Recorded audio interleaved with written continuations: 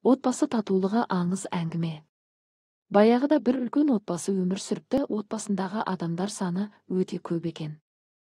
Бір қауым ел болып бірге тұрыпты, ол отбасы ерекше екен. Отбасының өзара келісімде, татулықта өмір сүруі елді таң қалдырады.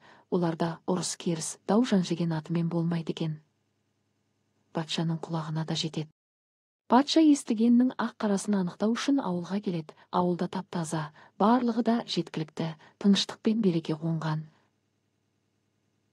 Патшаның көңілі толып, ерекше бір шаттыққа бөленігі жарасқан. Бақытты қариялардың орны төрде, уайым қайғысыз, балалары бақытты, мәз-мейрам екен. Патша таң-тамаша болды. Отбасының қалайша бақытты, тату-тәтті өмір сүруінің мәнісін білгісі келді.